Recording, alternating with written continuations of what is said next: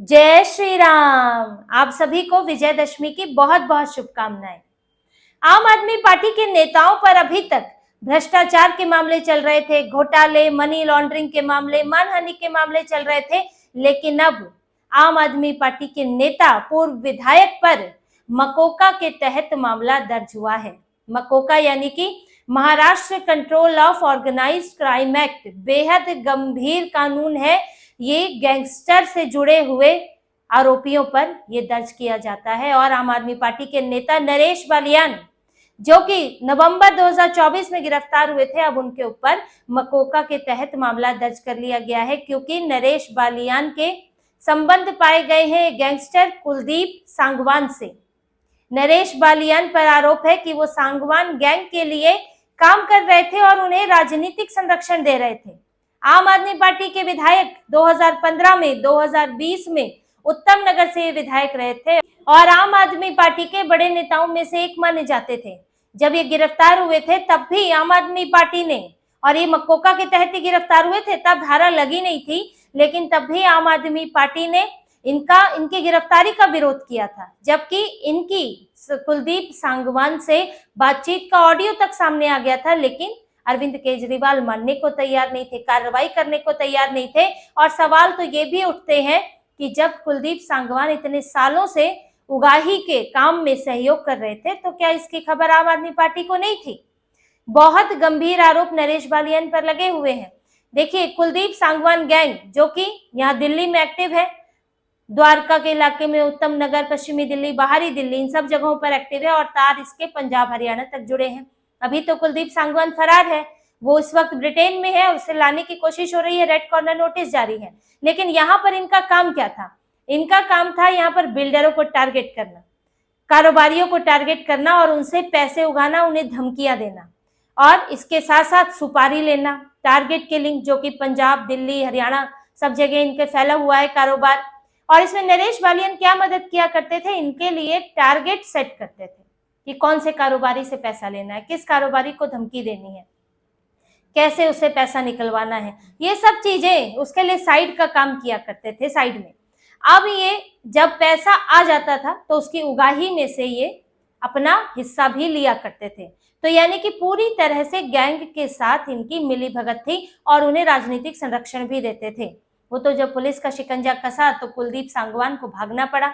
और यहाँ पर अभी जब इनके साथ साथ 8 और लोगों को भी पकड़ा गया है, जिसमें कुलदीप सांगवान का भाई भी है, ज्योति बाबा उसका नाम है, और बाकी जो लोग पकड़े गए हैं उनमें शार्प शूटर है और इसके अलावा उगाही करने वाले हैं। इस तरह के जो गैंग से जुड़े हुए लोग थे वो भी गिरफ्तार हुए हैं और इनके ऊपर तो मकोका ही लग गया है। मकोका वैसे तो महाराष्ट्र में बना था ऑर्गेनाइज्ड क्राइम के खिलाफ, गैंगस्टर्स के खिलाफ, लेकिन फिर ये दिल्ली में भी इसे लागू किया गया, क्योंकि दिल्ली में भी ऑर्गेनाइज्ड क्राइम समय समय पर सिर उठाता है, फिर दिल्ली पुलिस सख्त होती है तो उन्हें कंट्रोल किया जाता है।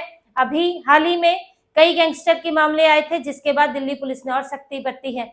लेकिन इनका मामला कब सामने आया? देखिए, एक व्यापारी ने, गुरचरण नाम के एक व्यापारी ने, दिल्ली के ही, उन्होंने शिकायत की थी कि उनके खिलाफ उनसे 1 करोड़ रुपए मांगे हैं कुलदीप सांगवान गैंग ने। सांगवान गैंग से उन्हें धमकी मिली थी। लेकिन जब कारोबारी ने पुलिस से शिकायत की और जांच हुई तो उसमें नरेश बालियान का नाम भी सामने आया कि ये जो सांगवान गैंग है उसे नरेश बालियान का पूरा सपोर्ट है और वो उसके लिए काम कर रहे हैं। फिर ये ऑडियो क्लिप सामने आई, जिसके बाद नरेश बालियान को नवंबर 2024 में गिरफ्तार किया गया।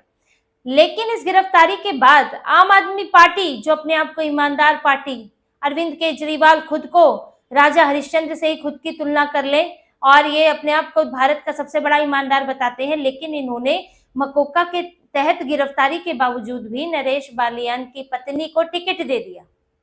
पूजा बालियान है, उनको उत्तम नगर से ही टिकट दे दिया। हालांकि वो बीजेपी उम्मीदवार पवन शर्मा से हार गई, लेकिन आम आदमी पार्टी की हकीकत सामने आ गई कि जब नरेश बालियान को मकोका के मामले में गिरफ्तार किया गया, गैंगस्टर से जुड़े होने की बात सामने आई, तब भी आपने उन्हीं के परिवार में टिकट दिया। अरविंद केजरीवाल, जो खुद को ईमानदारी का पुतला कहते हैं, भारत के सबसे बड़े ईमानदार खुद को बताते हैं कि मैंने भ्रष्टाचार के खिलाफ लड़ाई लड़ी, और आप इतने गंभीर मामले में दिल्ली के मुख्यमंत्री होकर क्या आपको इसकी खबर नहीं लगी?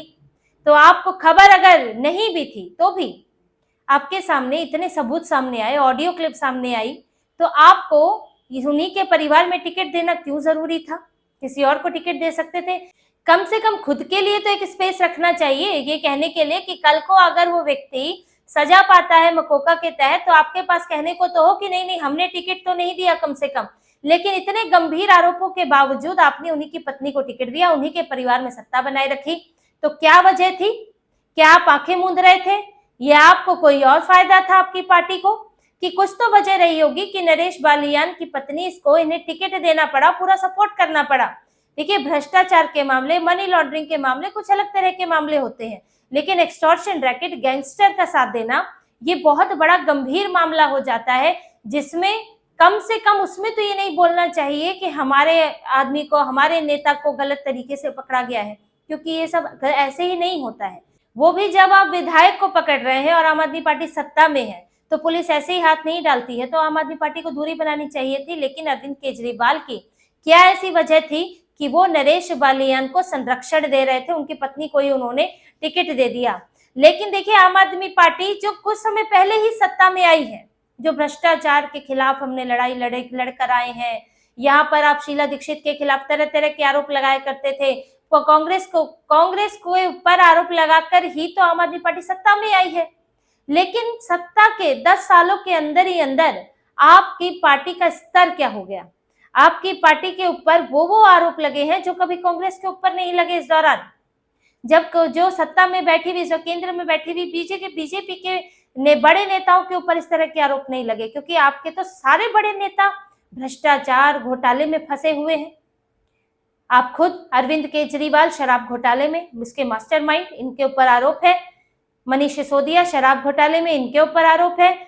केजरीवाल के ऊपर शीश महल में गड़बड़ी करने का आरोप है। और सत्येंद्र जैन का तो क्या ही कहना, उनकी तो संपत्ति भी कुर्क कर दी गई है। उनके ऊपर तो हर जिस डिपार्टमेंट में रहे उस डिपार्टमेंट में घोटाले का आरोप लगा हुआ है। मनी लॉन्ड्रिंग के आरोप है कई मामलों में। कोविड के दौरान करोड़ रुपया कैश में जमा किया गया, उसको लेकर इनकी संपत्ति, अभी करोड़ों की संपत्ति अटैच की गई है। और आशंका तो ये भी है कि क्या ये करोड़ रुपये सत्येंद्र जैन के ही थे, क्योंकि सत्येंद्र जैन अपनी शेल कंपनियों के जरिए पैसे जमा किए गए, लेकिन ये पैसा कहाँ का था? और कोरोना के दौरान ही शराब घोटाला भी उफान चढ़ा है। तो संदेह तो बहुत सारे हैं इस मामले में, इनकी पूरी पार्टी ही संदेह के घेरे में है। तो कौन से इनके बड़े नेता हैं जो बचे हुए हैं? अभी सौरभ भारद्वाज के घर पर भी छापेमारी हुई थी, उसमें अलग अस्पताल घोटाले का मामला चल रहा है। तो जन लोकपाल कहते हुए आए हुए अरविंद केजरीवाल खुद भ्रष्टाचार में डूब गए हैं, इनकी पार्टी भ्रष्टाचार में डूब गई है।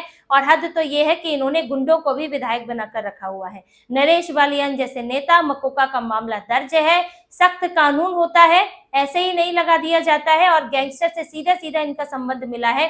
तो अब आम आदमी पार्टी में गुंडे भी विधायक बने हैं, ये बात अब इस मामले के बाद कही जा सकती है। और अरविंद केजरीवाल को अब भी शर्म नहीं आएगी, अब भी नहीं आएगा कि इसके खिलाफ कुछ बोले।